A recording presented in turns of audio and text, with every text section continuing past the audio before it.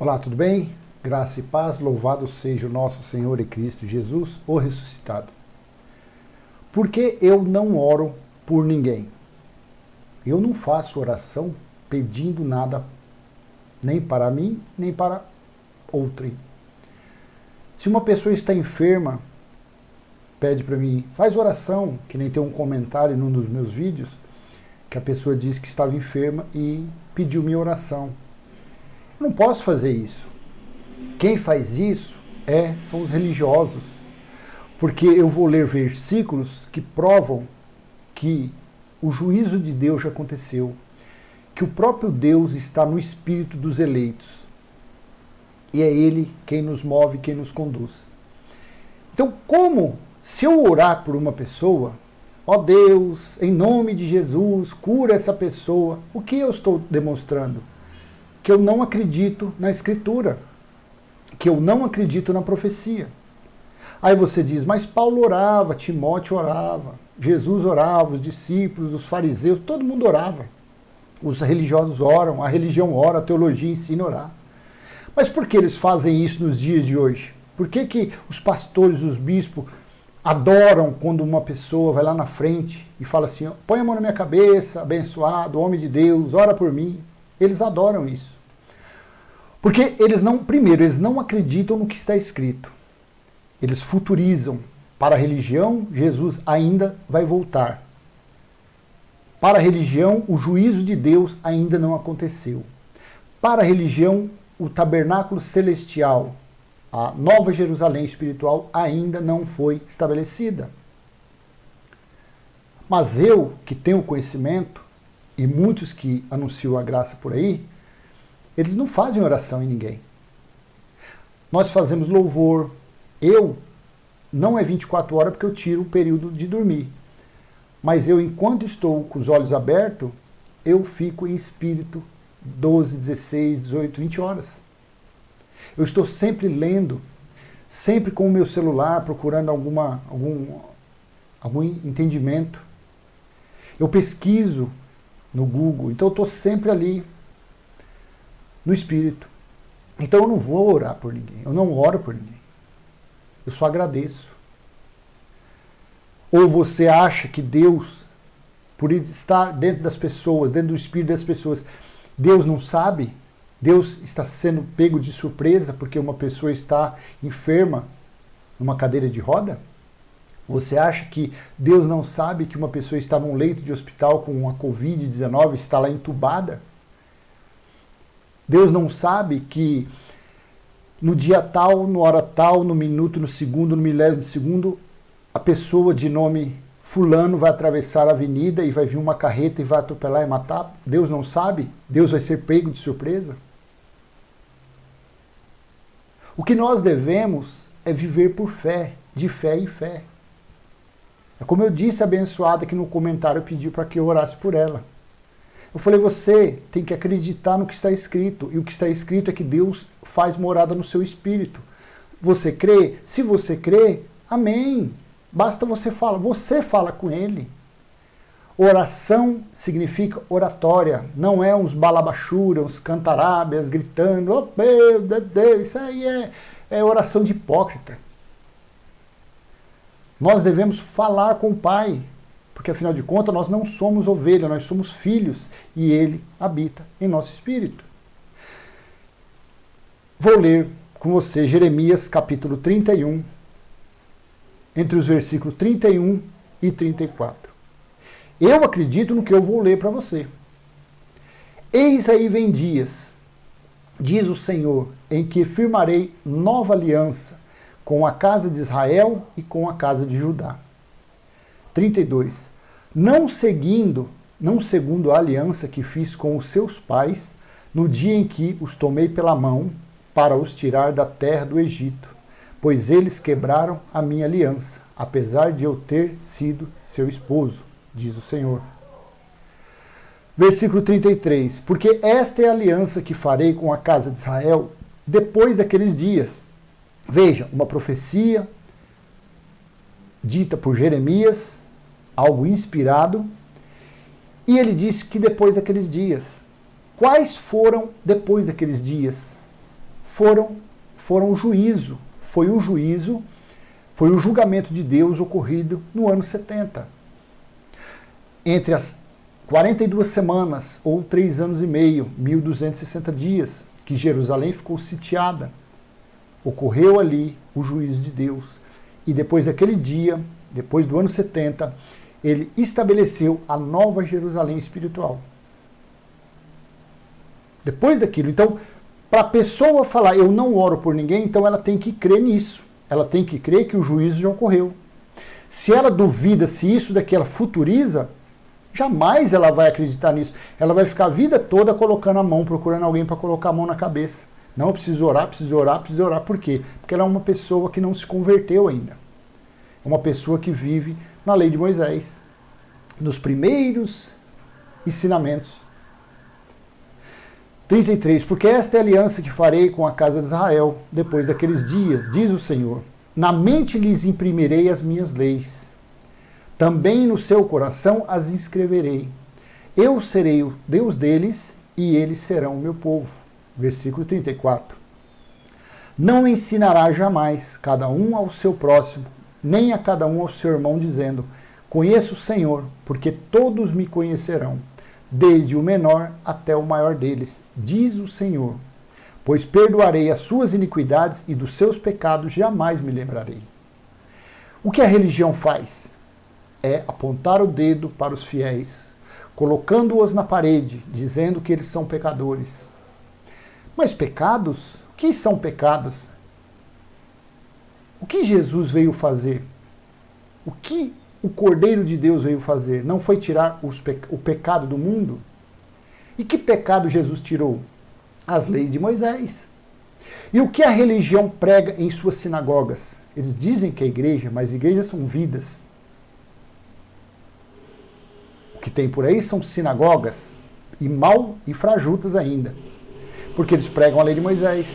Então eles têm que colocar as pessoas na parede, por quê?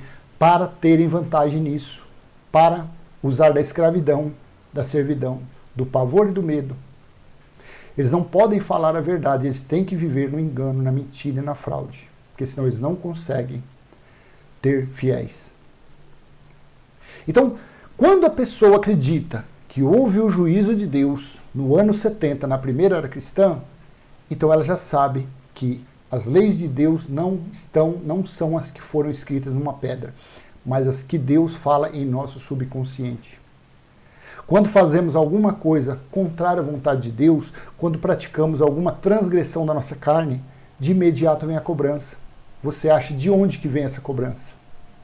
Para pensar. É o Espírito de Deus nos corrigindo, nos exortando, nos edificando. Assim é, porque Deus é o Espírito. O Senhor é o Espírito, ele não é carne. Primeiro, em Hebreus também, quer ver? Ó? Hebreus também, para falar assim, mas está na profecia. Mas o escritor de Hebreus também disse algo a respeito. Ele citou, na verdade, esses versículos 10 e 11. Porque esta é a aliança que farei com a casa de Israel depois daqueles dias, diz o Senhor. Imprimirei as minhas leis na mente deles e as escreverei sobre o seu coração. E eu serei o seu Deus e eles serão o meu povo. E não ensinará jamais cada um ao seu próximo, nem cada um ao seu irmão, dizendo: conheço o Senhor, porque todos me conhecerão, desde o menor até o maior deles. A epístola aos Hebreus foi escrita por volta do ano 65 ao começo do ano 66, porque no meado do ano 66 até o ano 70 foi as 42 semanas ditas por Daniel. Foi os 1260 dias dito também em Apocalipse capítulo 11, versículo 2, que dá exatamente 3 anos e meio. Então, isto aqui estava profetizando pelo mesmo Espírito que inspirou Jeremias a falar, o mesmo Espírito usou o escritor de Hebreus para falar, porque o juiz já estava às portas, o julgamento já estava próximo. 1 Coríntios capítulo 13, versículo 8. 1 Coríntios capítulo 13, versículo 8. Veja o que o escritor, o apóstolo, o discípulo, separado, o irmão separado para pregar a sã doutrina ao povo gentil, no qual eu faço parte, você também faz parte, disse, 1 Coríntios capítulo 13, do versículo 8 ao 10, o amor jamais acaba. Havendo profecias, desaparecerão. Havendo línguas, cessarão. Havendo ciência, passará. Pois o nosso conhecimento é incompleto e a nossa profecia é incompleta. 10. Mas quando vier o que é completo, então o que é incompleto será aniquilado. Para você falar de boca cheia, eu não oro por ninguém, você tem que acreditar que esse completo, quer ver em outra versão, fala que o perfeito veio, ó, Almeida Corrigida Fiel. Que eles dizem que é a mais fiel, Almeida Corrigida Fiel. O amor nunca falha, mas havendo profecias serão aniquiladas. Havendo línguas cessarão, havendo ciência desaparecerá. Porque em parte conhecemos e em parte profetizamos, mas quando vier o que é perfeito, então o que o é em parte será aniquilado. Aí eu te digo, o perfeito veio quando? No ano 70, veio como juiz. Porque afinal de contas, Jesus disse que ele viria naquela geração. E que Mateus capítulo 23, do versículo 30 em diante, que aquela geração pagaria a conta. Seriam cobradas as contas daquela geração. Mateus capítulo 24, versículo 32 e 33, ele disse que tudo aconteceria, tudo naquela geração. Então, quem ainda espera o perfeito vir, ainda espera o completo vir, fica por aí, orando, jejuando, consagrando, fazendo Vale do Sal, fazendo fogueira bamba, fazendo votos, campanha. Por quê? Porque eles estão lá atrás, eles estão lá nas leis de Moisés, na maldição. Cristo ainda não ressuscitou para eles. O Filho do Homem não veio como juiz e julgou Israel no ano 70. Deus ainda não estabeleceu a nova Jerusalém espiritual. E aí eles ficam por aí, orando, gritando, balabalochiando e falando uns cantarábias, umas vassoura que canta, vassoura que anda, anjo que voa, sapatinho de fogo, fica por aí. Dizendo que a Bíblia tem dois deuses, que um Deus é o diabo, outro Deus é o pai de Jesus. É uma confusão danada. Então eles ficam por aí orando, mas a oração deles não resolve nada. Não conseguem nem curar um vírus, um coronavírus, não conseguem. Eles não conseguem nem tirar a febre de uma pessoa e dizem que fazem milagres. Fazem falcatruas, fazem malandragem. A igreja de Cristo não fecha nunca, porque a igreja de Cristo é espiritual. O templo dos homens estão por aí, fechados, proibidos de receber vítimas, fiéis, cúmplices em suas sinagogas. Então só pode falar que eu não oro por ninguém quando você crê que o perfeito já veio, que o juízo já foi estabelecido, já foi feito e que a nova Jerusalém espiritual foi estabelecida. Veja o que disse João na ilha de Patmos, em espírito, que afinal de contas ele havia sido arrebatado, para falar às 7 igrejas da Ásia, não ao Brasil, ao Paraguai, Estados Unidos, não à nossa geração. Ele recebeu a revelação do próprio Jesus para dizer às 7 igrejas o que viria e o que estava acontecendo no ano 70. E em espírito ele disse isso, capítulo 21 de Apocalipse, entre os versículos 1 e 3. Eu vi novo céu e nova terra, pois o primeiro céu e a primeira terra passaram, e o mar já não existe. Vi também a cidade santa, a nova Jerusalém, que descia do céu da parte de Deus, preparada como uma noiva enfeitada para o seu noivo. Versículo 3. Então ouvi uma voz forte que vinha do trono e dizia: Eis o tabernáculo de Deus com os anjos. É assim que está escrito? Não. Eis o tabernáculo de Deus com os seres humanos. Deus habitará com eles e eles serão povos de Deus. E Deus mesmo estará com eles e será o Deus deles.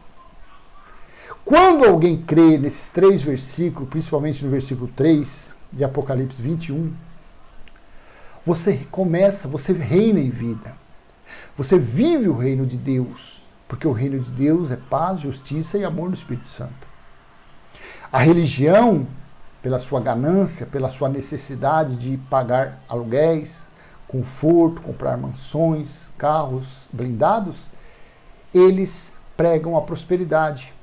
E eles dizem que o reino de Deus, para eles, é quando a pessoa é próspera, tem dinheiro, tem cargo, tem posição, tem status, tem formação. Mas para nós que procuramos viver a simplicidade que há em Cristo, no ressuscitado, e que nós acreditamos, porque eu tenho a certeza que eu só posso acreditar nisso porque o dom da fé, que é eterno, a esperança e o dom do amor, como eu acredito que eu tenho o dom da fé, então eu creio 101% no que eu estou lendo. Então ouvi uma forte voz que vinha do trono e dizia: eis o tabernáculo de Deus com os seres humanos. Ó a NVI como fala, quer ver? Ouvi uma forte voz que vinha do trono e dizia: agora o tabernáculo de Deus está com os homens. João estava no finalzinho já ali do ano 70, quando estava finalizando o juízo de Deus. Ele disse: agora foi ele falando naquela época, agora o tabernáculo de Deus está com os homens, com os quais ele viverá. Eles serão seus povos e o próprio Deus estará com eles e será o seu Deus. Aí eu te pergunto, meu amado, mente iluminada, olhos clareados pela sã doutrina, se Deus está conosco, se Deus está em nós, como eu preciso orar por alguém? Eu estarei sendo muito arrogante, muito incrédulo, muito prepotente, querendo puxar as glórias para mim. Dizendo: levanta e anda. Dizendo ao cego: abra os olhos e enxergue. Deus, ninguém consegue dar susto em Deus. Ninguém consegue surpreender a Deus, fazer Deus arregalar os olhos. Olha, aconteceu esse negócio, olha, eu não sabia. Ninguém consegue.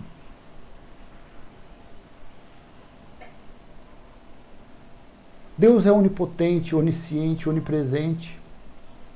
E agora, Deus, agora não, desde quando foi estabelecida a Nova Jerusalém, Deus está nos homens, no espírito dos homens. Jamais eu seria incrédulo de fazer uma coisa dessa. Pode alguém me xingar, falar: não, você não ora porque você tem demônio, você não tem o Espírito Santo, você não tem Deus. Pode falar o que for, fique em paz. Mas uma coisa eu creio, no que está escrito. E o que está escrito é isso. Em Ezequiel, capítulo 37, do versículo 26 e 27, assim disse, assim foi profetizado há muitos anos atrás, pelo profeta Ezequiel. Farei com eles uma aliança de paz, será uma aliança eterna. A primeira aliança deu-se fim no ano 70, quando Deus julgou Israel. Ele estabeleceu a aliança eterna. O Evangelho, eu não sei se é Apocalipse 14, 13, alguma coisa, foi estabelecido o Evangelho eterno também. A sã doutrina. Farei com eles uma aliança de paz, será uma aliança eterna. Eu os estabelecerei, os multiplicarei e porei o meu santuário no meio deles para sempre. O meu tabernáculo, versículo 27, estará com eles e eu serei o seu Deus e eles serão o meu povo. Dizem por aí que a terra vai pegar fogo, porque leram lá, Pedro falou que a terra iria pegar fogo e tal, mas Pedro falou uma profecia que iria acontecer em Jerusalém, como foi destruído o templo em Jerusalém e uma grande parte da cidade de Jerusalém. Com o quê? Com fogo, um incêndio. Foi destruído aquilo, porque para eles, lá na primeira era cristã, no ano 52, 56, o mundo para eles era o mundo habitado. Não existia Brasil, América do Sul, América do Norte, não existia isso. As pessoas, eles além de futurizar, eles engrandecem tudo, eles colocam como o céu, o mundo, eles trazem para os dias de hoje. Daqui a 1000 anos essa terra vai estar do mesmo jeito. E as pessoas ainda falarão, Jesus vai voltar, Jesus está voltando, porque vai pegar fogo a terra. Mas eles não respeitam a época, não respeitam para quem Pedro estava falando aquilo. Aquela profecia, aquela inspiração, dizendo que a terra iria pegar fogo. Tem por aí, em televisão, em rádio, a terra vai pegar fogo, e tem um livro explicando, e vai cair raio de bola de fogo do céu, e aquela maior confusão, tudo coisa para fazer filme, para ficar ricos. Então, farei com eles uma aliança. Lá atrás Deus falou pela boca do profeta Ezequiel, e seria uma aliança eterna. 2 Coríntios 6,16, para encerrar esse vídeo, Paulo disse aos Coríntios, na segunda epístola, capítulo 6, versículo 16, que ligação há entre o santuário de Deus e os ídolos? Porque nós somos o santuário do Deus vivo. Como ele próprio disse, habitarei e andarei com eles, serei o seu Deus e eles serão o meu povo. O que a religião acredita? O que a teologia ensina? Eles ensinam que quando Jesus voltar, que fizer o arrebatamento, a religião diz que fizer o arrebatamento, então as pessoas vão ter sua casinha, as pessoas vão ver os seus antepassados, as pessoas vão andar em ruas de ouro, ruas de cristais. Assim a religião acredita.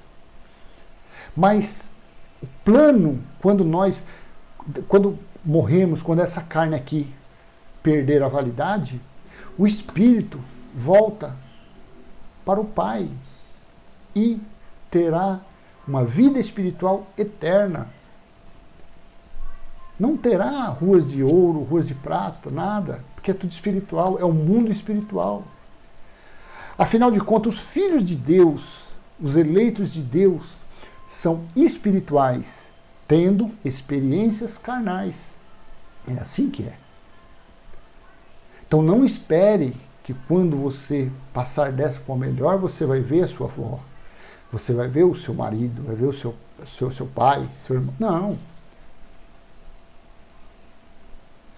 Aqui acaba tudo. O que se trata da carne. Aqui acaba tudo. Eclesiastes 12:7 seria isso. Faz tanto tempo que eu não vou deixar eu dar uma olhadinha lá. Eclesiastes 12:7 seria isso. E o pó volte à terra de onde veio. Ou seja, a carne volta à terra de onde veio. E o espírito volte a Deus, que o deu. Então é assim que funciona. Morreu, acabou. Morreu, você não vai ver mais ninguém, você não vai se lembrar de nada do que aconteceu. Não vai se lembrar mais nada, já era. Já foi. Eclesiastes 9 também diz, vou colocar aqui,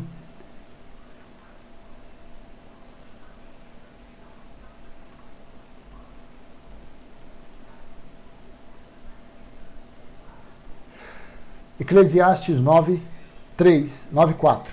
Eclesiastes, capítulo 9, versículo 4. Para aquele que está entre os vivos, há esperança, porque mais vale um cão vivo do que um leão morto. Porque os vivos sabem que vão morrer, mas os mortos não sabem nada e não têm nenhuma recompensa a receber, porque a memória deles jaz no esquecimento. Versículo 6. Amor, ódio e inveja, para eles já não existe mais.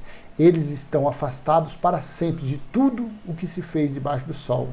Portanto, vá e coma com alegria o seu pão e beba com prazer o seu vinho, pois Deus já se agradou do que você faz.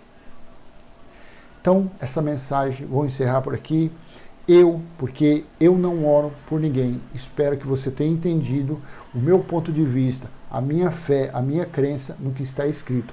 Então, sendo assim, eu não vou ser um incrédulo, não vou querer tomar o poder de Deus, não vou querer ser um semideus, achando que eu tenho um poder na minha mão, achando que eu tenho um poder na minha voz.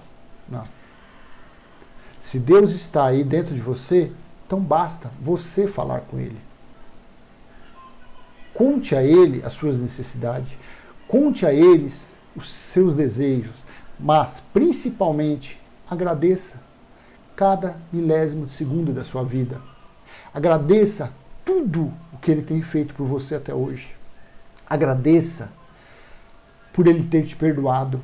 Agradeça por Ele ter feito você a criação mais bela e perfeita que Ele podia fazer, se tratando de criação humana. Você é o melhor da criação do Pai. Assim é. Amém? Graça e paz. Até a próxima, se Deus assim permitir. E se esse vídeo foi útil para você, dê um like, compartilhe, se inscreva no canal. Vamos levar a sã doutrina aos nossos irmãos eleitos que estão sendo tosqueados, enganados, roubados e escalpelados pela religião. Amém? Até a próxima, se Deus assim permitir. Tchau, tchau.